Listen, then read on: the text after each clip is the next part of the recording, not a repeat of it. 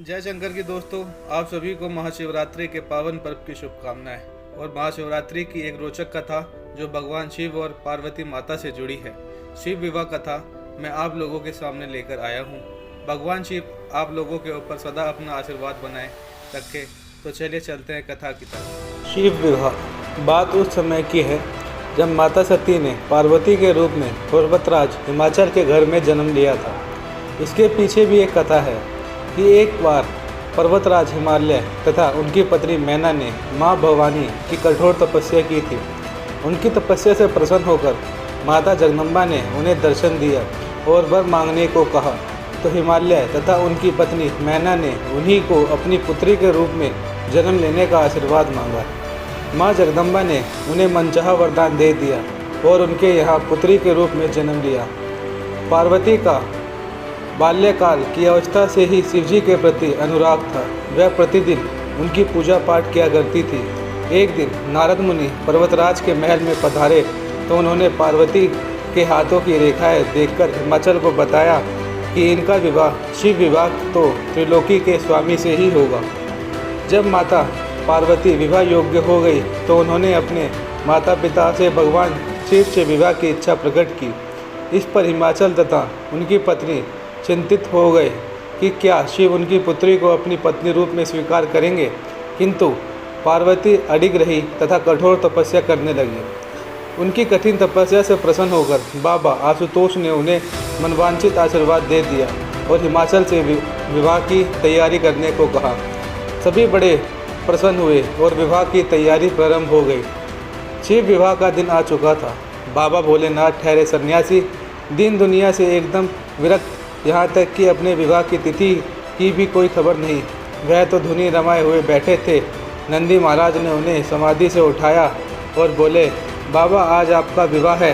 कुछ समय पश्चात हमें राजा हिमाचल के यहाँ प्रस्थान करना है। कृपया संज संवर कर तैयार हो जाए। भोले बाबा ने कहा, मुझे तो सजना संवरना नहीं आता, हम तो इसी वेशभूषा में चलेंगे। तब वहाँ भगवान विष्णु तथा लक्ष्मी अन्य देवी देवताओं के साथ प्रकट हुए और बोले कि हम सभी मिलकर महादेव को तैयार करेंगे। सभी ने मिलकर बाबा का श्रृंगार किया, हल्दी तथा चंदन लगाकर दूध से स्नान कराया। इसके पश्चात माता लक्ष्मी तथा सरस्वती ने उनकी आँखों में काजल लगाया तथा श्री विष्णु तथा ब्रह्मा जी ने तिलक लगाकर आरती उतारी। अब समस्या यह थी कि सांप उनके गले से उतरने को तैयार नहीं थे। वह बोले कि हम कहाँ जाएंगे, तो शिवजी ने उन्हें कहा कि तुम पुष्पों के हार का रूप धर लो। ऐसे ही हुआ। भयंकर विषधारियों ने सुंदर सुंदर पुष्पों की मालाओं का रूप धर लिया। सभी ने शिवजी का ऐसा श्रृंगार किया कि उनके सामने करोड़ों कामदेव की चमक भी फीकी लग रही थी। अब नंदी पर सवार होकर शिव शंकर चल दिए माता गौरा को बिहाने। शिवजी पशुपति हैं, जगत के चराचर जीवों के स्वामी हैं।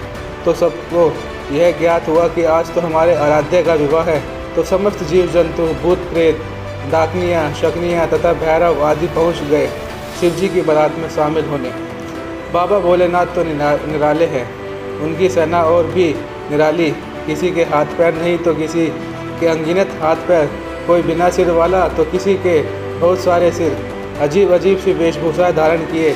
जब सभी उस बारात में शामिल हुए तो बारात का ढंग ही बदल गया।